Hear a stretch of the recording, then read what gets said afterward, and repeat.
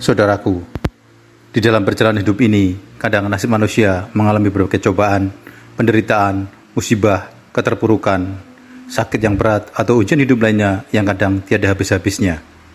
Sementara di sisi lain, banyak yang bergelimang harta, selalu gembira, tertawa, sehat, dan selalu bahagia, seperti tidak ada cobaan yang melandanya. Terkadang ujian dan cobaan maupun musibah tersebut membuat kita depresi, bingung, sulit untuk berpikir jernih, bahkan kadang hilang akal sehatnya karena tidak kuat menanggung ujian dan cobaan hidup ini. Lalu, bagaimanakah jika kita mengalami hal ini?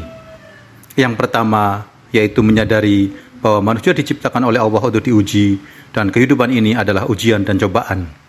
Allah telah menegaskan hal ini di dalam surat Al-Baqarah ayat 155 yang artinya, "Dan kami pasti akan menguji kamu dengan sedikit ketakutan, kelaparan, kekurangan harta, jiwa, dan buah-buahan." Kemudian surat Al-Baqarah ayat 214 yang artinya, "Ataukah kamu mengira bahwa kamu akan masuk surga, padahal belum datang kepadamu cobaan seperti yang dialami orang-orang terdahulu sebelum kamu. Mereka ditimpa kemelaratan, penderitaan, dan digoncang dengan berbagai cobaan." Ujian dan cobaan ini di luar dari keinginan manusia. Ujian dan cobaan ini biasanya untuk mengangkat derajat manusia di mata Allah. Hal ini sering dialami oleh para nabi, sahabat, ulama, atau orang-orang soleh. Cobaan atau ujian ini bisa saja berkaitan dengan dirinya atau tubuhnya. Misalnya sakit berat, mengalami cacat, atau sesuatu hal yang tidak disukai, seperti yang dialami oleh Nabi Ayub atau Nabi Yakub. Bisa juga yang berkaitan dengan harta dan kekayaan yang dimiliki, atau berkaitan dengan orang yang dicintainya, seperti keluarga, orang tua, atau anak-anaknya, seperti harta kekayaannya habis, atau orang yang dicintainya sakit parah atau meninggal. Tidak hanya keburukan, Allah juga menguji manusia dengan kebaikan, sebagaimana firman-Nya dalam surat Al-Anbiya ayat 35 yang artinya, "Kami akan menguji kamu dengan keburukan dan kebaikan, sebagai cobaan yang sebenar-benarnya, dan hanya kepada kamilah kamu dikembalikan." Sikap yang kedua, yaitu merenungi diri. Terkadang, adanya musibah, cobaan, ujian, atau penderitaan yang kita alami karena ulah dan perbuatan kita sendiri. Dengan merenungi diri, karena musibah dan cobaan ini, agar menjadi pelajaran buat diri kita, supaya di masa depan tidak terjadi lagi. Bisa saja hal ini terjadi karena kebodohan kita, atau kita melakukan kemaksiatan kepada Allah. Allah menjelaskan di dalam Al-Quran, surat Asy-Syura ayat 30 yang artinya, "Dan musibah apapun yang menimpa kamu adalah disebabkan oleh perbuatan tanganmu sendiri, dan Allah memaafkan banyak dari kesalahan-kesalahanmu." Dan juga firman Allah dalam surat An-Nisa ayat 79 yang artinya, "Dan keburukan apapun yang menimpamu itu dari kesalahan dirimu sendiri."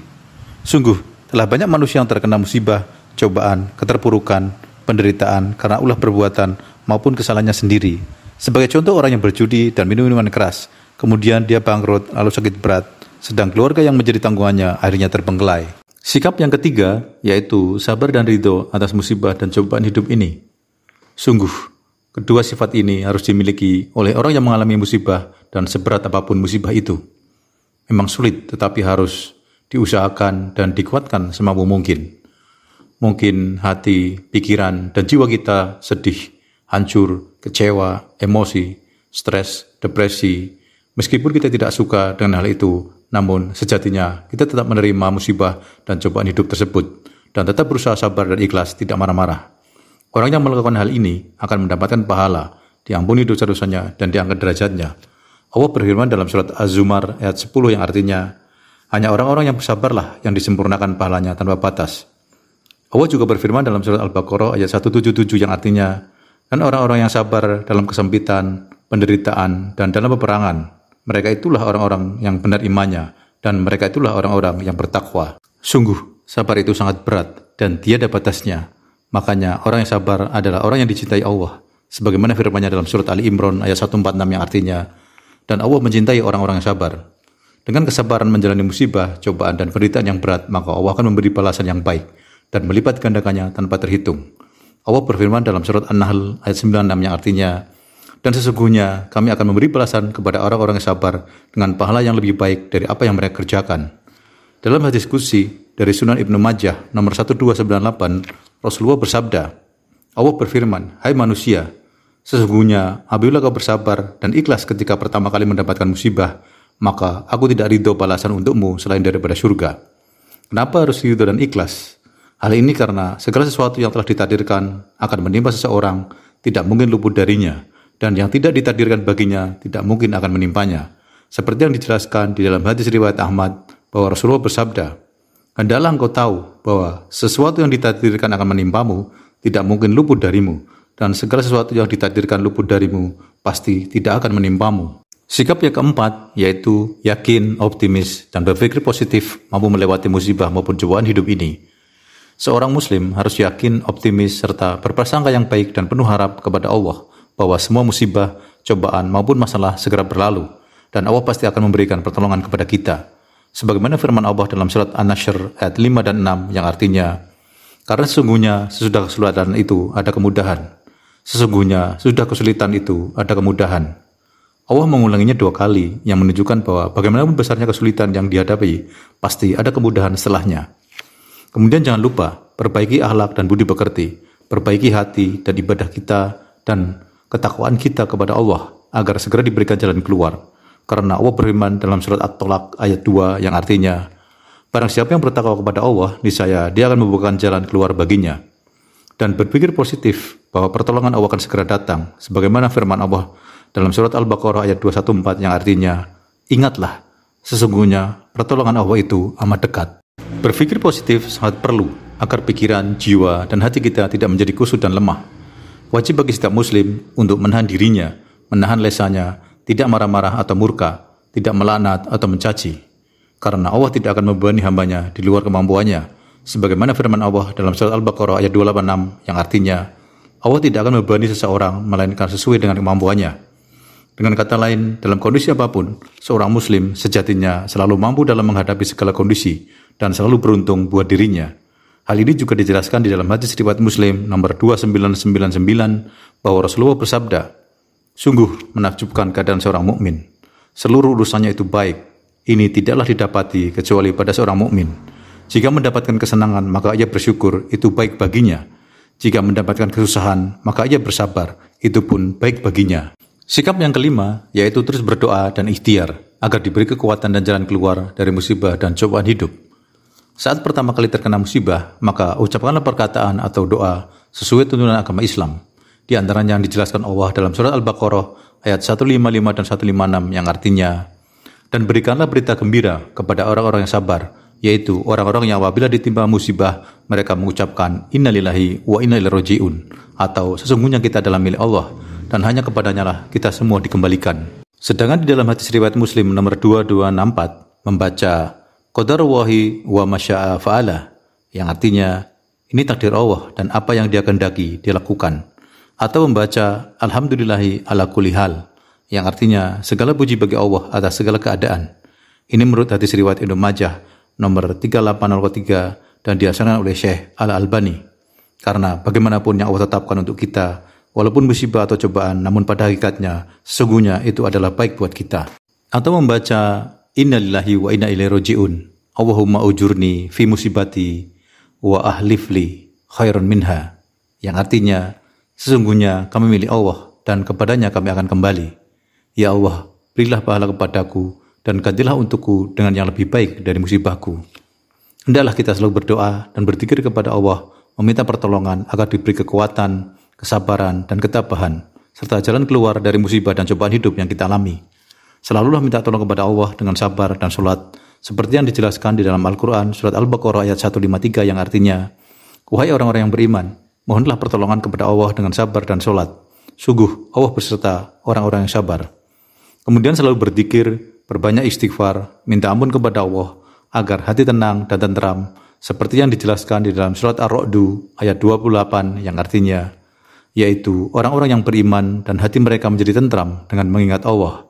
Ingatlah, hanya dengan mengingat Allah hati menjadi tentram. Selanjutnya berikhtiar atau berupaya terus untuk mencari solusi atau jalan keluar dari musibah, cobaan, penderitaan, atau keterpurukan yang sedang dialami. Karena terkadang seringkali kita tidak mencari solusi, tetapi justru mempersalahkan masalah yang kita alami sendiri. Kita bisa ikhtiar dengan berbagai cara yang halal, yang baik dan benar, tidak melanggar syariat, yang dicontohkan oleh Nabi atau yang telah ditetapkan oleh Allah. Ikhtiar bisa dilakukan dengan mandiri semampu kita atau bisa dengan minta bantuan orang lain. Ibnu Athaillah Al-Iskandari berkata, "Harapan mesti disertai amal atau ikhtiar, jika tidak, ia hanyalah angan-angan." Allah juga berfirman dalam surat Ar-Ra'd ayat 11 yang artinya, sesungguhnya Allah tidak akan mengubah keadaan suatu kaum sehingga mereka mengubah keadaan yang ada pada diri mereka sendiri.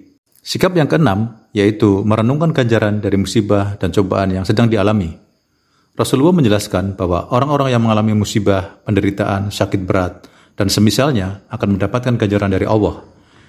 Ini dijelaskan di dalam hadis Bukhari nomor 5641 dari Abu Hurairah bahwa Nabi bersabda, tidaklah seorang muslim ditimpa dengan keletihan, penyakit, kesedihan, kekhawatiran, gangguan, kegelisahan, hingga duri yang menimpanya, melainkan Allah akan menghapuskan dosa-dosanya. Kemudian di dalam hadis Muslim nomor 2575 yang diriwayatkan oleh Jabir bin Abdillah bahwa Rasulullah bersabda, janganlah mencela demam karena dia akan menghilangkan dosa-dosa Bani Adam sebagaimana alat besi menghilangkan karat besi. Sebagian ulama mengatakan bahwa terkadang di antara kebaikan Allah adalah Allah memberikan hukuman atau mengurangi dosa-dosanya melalui musibah, penderitaan, keterpurukan atau cobaan hidup. Di dalam hadis riwayat Dawud nomor 3090, Nabi juga bersabda, sesungguhnya seseorang hamba ketika Allah menginginkan derajat bagi hambanya, sedangkan amalannya tidak mampu mengangkatnya, maka Allah akan mengujinya di badannya atau hartanya atau anaknya. Sedangkan hikmah dengan adanya musibah, cobaan maupun penderitaan yang dialami diantaranya yaitu yang pertama, memberi kesadaran betapa lamanya diri kita, memiliki banyak kekurangan dan kesalahan sehingga tidak perlu sombong atau ujub atau angkuh. Yang kedua, kita mengetahui dan memahami kadar nikmat Allah saat sebelum dan sesudah mengalami musibah, cobaan, ataupun penderitaan.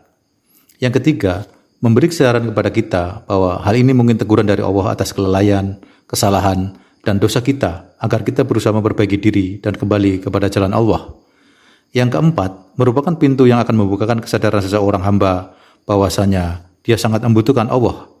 Tidak sesaat pun melainkan dia butuh kepada Allah sehingga ia akan selalu bergantung kepada Rabb-Nya, yang pada akhirnya ia akan senantiasa mengikhlaskan dan menyerahkan segala bentuk ibadah, doa, hidup, dan matinya hanyalah kepada Allah saja. Yang kelima, Allah akan menghapuskan dan menggugurkan dosa dan kesalahan kita, serta derajatnya akan diangkat. Dan hal ini merupakan kebaikan Allah bagi hambanya, seperti yang dijelaskan di dalam hadis riwayat Tirmizi nomor 2396 dari Anas, bahwa Rasulullah bersabda, jika Allah menginginkan kebaikan bagi hambanya, maka Allah segerakan hukuman atas dosanya di dunia. Dan apabila Allah menghendaki keburukan pada hambanya, maka Allah akan tahan hukuman atas dosanya itu sampai dibayarkan di saat hari kiamat. Juga di dalam hadis riwayat Bukhari dari Abu Hurairah bahwa Rasulullah bersabda, barang siapa yang dikehendaki oleh Allah menjadi orang baik, maka dia akan diberinya cobaan. Saudaraku, ketahuilah, semua yang terjadi di dunia ini telah ada ketetapannya. Tidak ada satu perkara pun yang bergeser dan menyimpang dari apa yang telah ditetapkan oleh Allah.